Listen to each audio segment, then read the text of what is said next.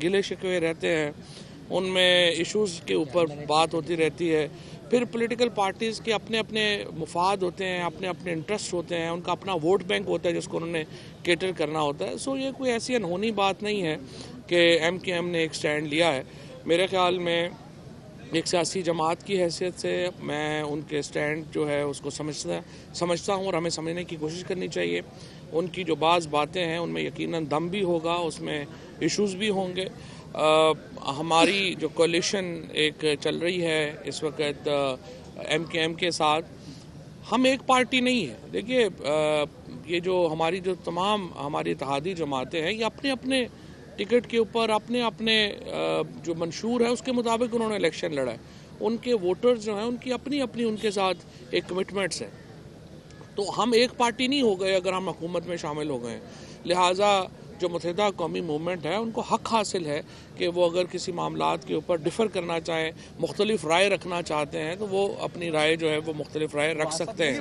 बिलावल साहब की option available है, उस सूरत में आपने समझा कि ये सेंसिटिव स्टेज कल इंशाल्लाह ताला इमरान इस्माइल साहब हैं, तरीन साहब हैं, असद उमर साहब हैं। असद उमर साहब ने ट्वीट भी किया है। ये कल सच कोई इतनी बड़ी नहीं है, इंशाल्लाह ताला मैनेज हो जाएंगी चीज़ें। और हुकूमत को देखें कोई ख़तरा नहीं है। हुकूमत इस वक्त इमरान खान के मुकाबले का कोई लीडर पाकिस्तान में है कोई नहीं।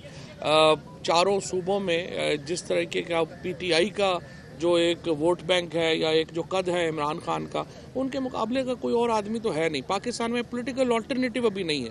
अपोजिशन जो है वो खुद ही, आपने देखा पहले वो कह रहे थे हम 2019 में गिरा लेंगे, फिर अब 2020 में अब खुद ही गिरने लगी हुई है।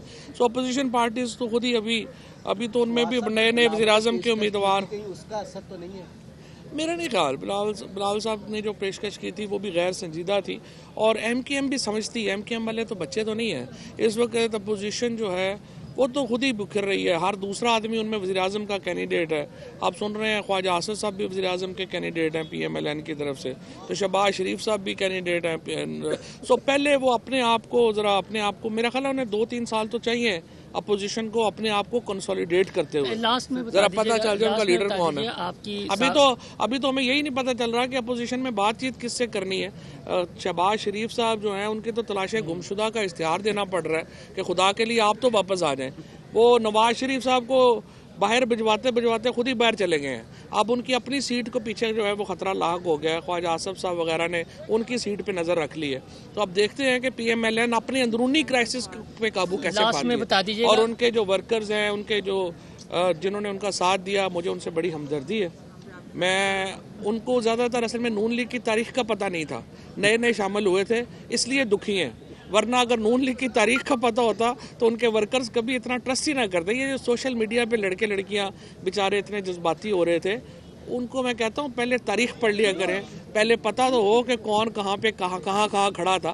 ये कभी ना पहले खड़े हुए हैं ना आप खड़े। चौधरी साहब लास्ट में बता दें, चौधरी एतजाज हसन का कल का बयान है कि नवाज शरीफ ने हुकूमत को कुछ नहीं दिया लेकिन अपने 80 वोट भेज दिए हैं। ये इमरान और शहबाज का NRO है। पीपल्स पार्टी ये बात कर रही है, क्या कहेंगे आप? नहीं, एतजाज हसन साहब का पीपल्स पार्टी का उतना नहीं। एतजाज हसन साहब बड़े आदमी हैं, वो इनको जानते हैं। एतजाज हसन साहब जितना नवाज शरीफ को जानते हैं कम लोग जानते हैं। वो ठीक करते हैं उनके